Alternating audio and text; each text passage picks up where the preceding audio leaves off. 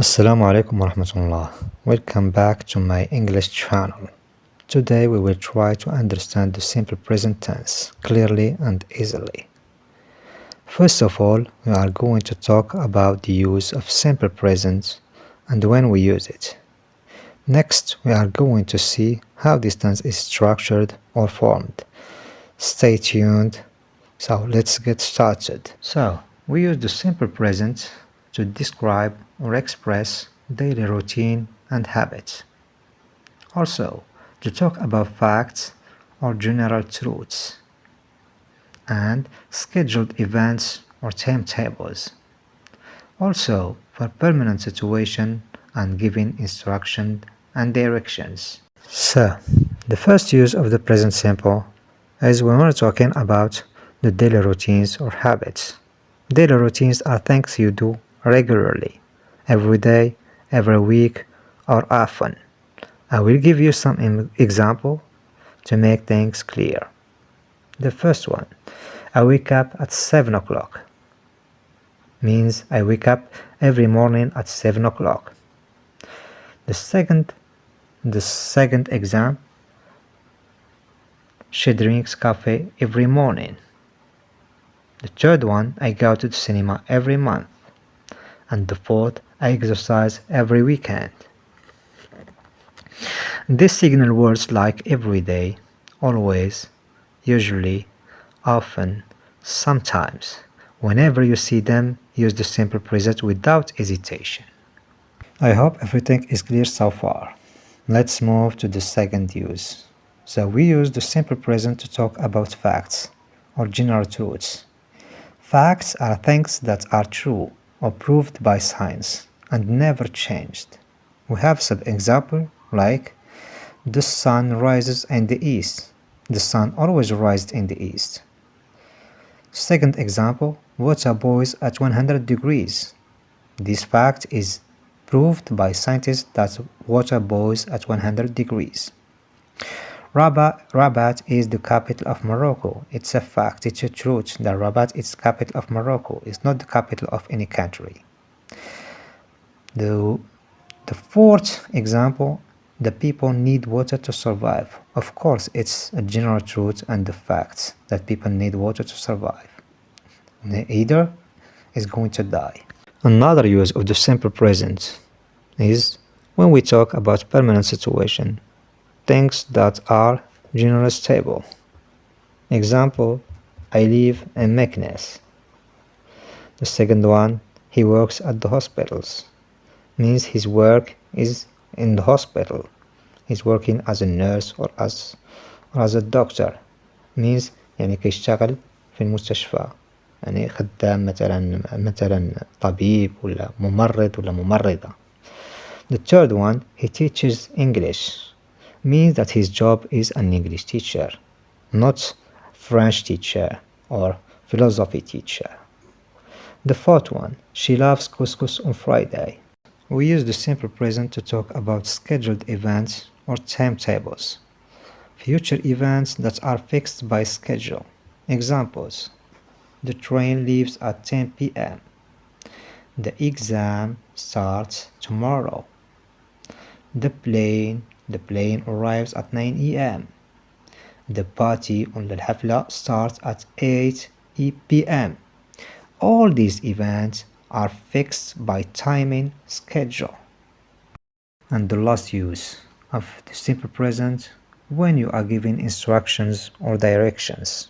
Examples, you walk for 200 meters, then you turn left. The second one, you go straight ahead, then turn right. Third one, as instructions. Instructions examples. Open the book and listen carefully. Answer the questions. Now, after finishing the use of the simple present, now we are going to move to the structure and the form of the simple present. How is it structured or formed? The first of all, we are going to see the affirmative form. For I, you, we, and they, we use the base verb. And for he and she, it, we add s at the end of the verb.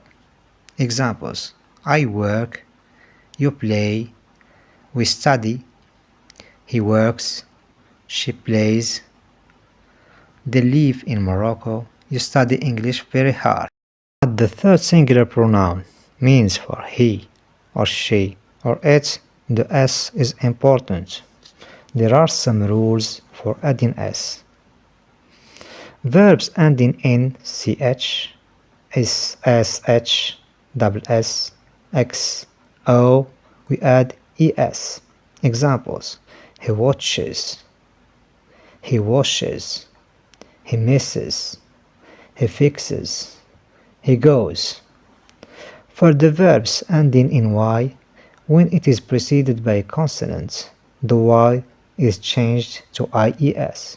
Examples: he studies, he tries. But when the verb ends with y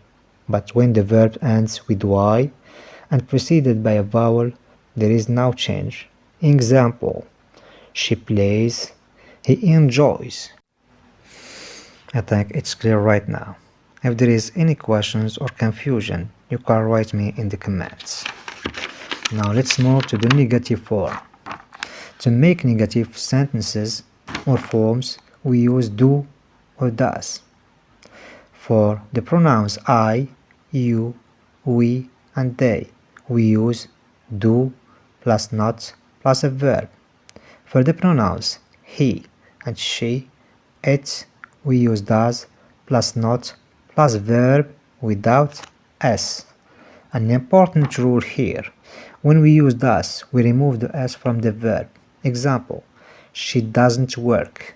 And not, we cannot say she doesn't works. For example, another example: she doesn't play. And we cannot say she doesn't plays. Now let's move to the interrogative form, the last structure and form of the simple present. The interrogative form, when you make questions, we use do or does. For the pronouns I, you, we, and they, we use do plus I or you or we or they plus verb. For the pronouns he, she, and it, we use does plus he or she or it plus a verb without s. Examples: do you play football? Does he play football? We cannot say does he plays football. The true one is does he play football without s. And at the end of this lesson we are going to focus on some common mistakes. Examples: he don't study. We cannot say he don't study. We say he doesn't study. Another example: she play. It's a false. It's false sentence. We say she plays with s at the end. Another example: he doesn't plays. It's false. Of course it's false. The correct one, he doesn't play without s. Thank you so much for enjoying this lesson. See you the next time.